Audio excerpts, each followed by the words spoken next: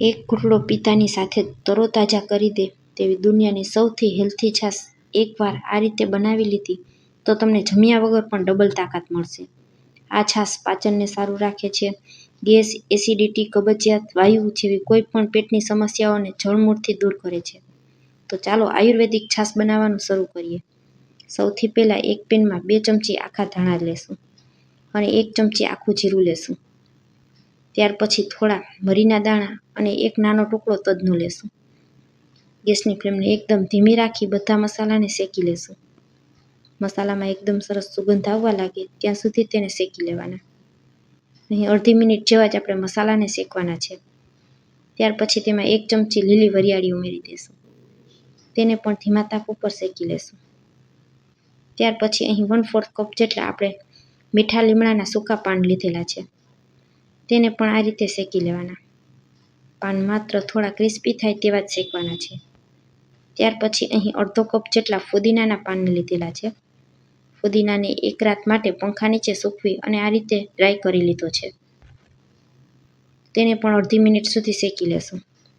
બધી વસ્તુ એકદમ સરસ શેકાઈ ગઈ છે. ગેસ બંધ કરી અને તેને એક પ્લેટમાં કાઢી લેશું. બધું થોડું ઠંડુ થઈ જાય ત્યાં સુધી રાહ જોવાની. ત્યાં સુધીમાં એક પ્લેટમાં અડધો કપ ડાળિયા લઈ લેશું. ડાળિયાને હાથેથી ઘસી અને આ રીતે આપણે ફોતરા કાઢી લેવાના છે. આજની છાશની સિક્રેટ વસ્તુ આ જ છે. ડાળિયા પ્રોટીન અને ફાઇબરનો ખજાનો છે. ઉનાળાની ગરમીમાં તે પેટને ઠંડુ રાખે છે. સાથે સાથે ડાયાબિટીસને પણ કંટ્રોલમાં રાખે છે. સવારે કે બપોરે ગમે ત્યારે તમે 1 ગ્લાસ છાશ બનાવી અને આ રીતે પી લેશો તો તમને આખો દિવસ ભૂખ નહીં લાગે. બધા દાળિયામાંથી ફોતરા કાઢી અને તેને એક મિક્સર જારમાં ઉમેરી દેશું અને આ રીતે એકદમ સરસ ઝીણો પાવડર તૈયાર કરી લેવાનો. હવે તેને થોડીવાર માટે સાઈડમાં રાખશું. હવે અહીં આપણા મસાલા પણ બધા એકદમ સરસ ઠંડા થઈ ગયા છે. તો તેને પણ એક મિક્સર જારમાં ઉમેરી દેવાના. મેં આ રીતે જે ચટણીનું નાનું મિક્સર જાર હોય તે જ લીધેલું છે. ઢાંકણ ઢાંકી અને તેને પણ દળી લેશું. ત્યાર પછી તેમાં આપણે અડધી ચમચી ચાટ મસાલો પાવડર ઉમેરશું. અડધી ચમચી જેટલું સંચર ઉમેરશું. ત્યાર પછી સ્વાદ અનુસાર મીઠું ઉમેરશું.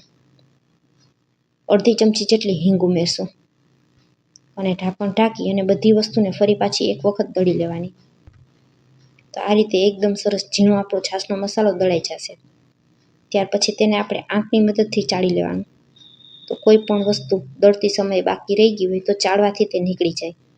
હવે તૈયાર કરેલા આ છાશના મસાલાને તમે કોઈ પણ કાચની બરણીમાં ભરી અને ફ્રીજ વગર પણ 12 મહિના સુધી સ્ટોર કરી શકો છો.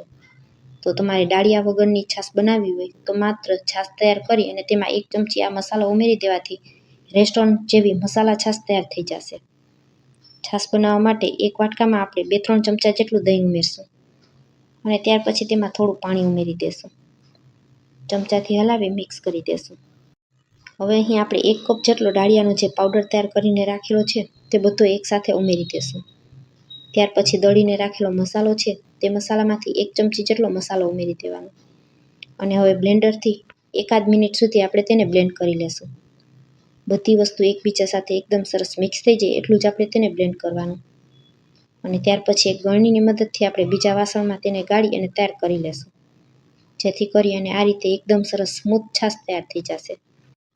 ત્યાર પછી આપણે તેમાં થોડા બરફના ટુકડા ઉમેરી અને ઠંડી છાશને સર્વ કરશું.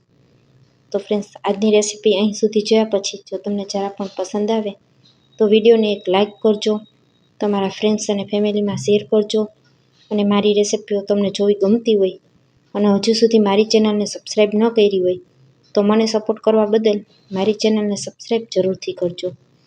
Thanks for watching.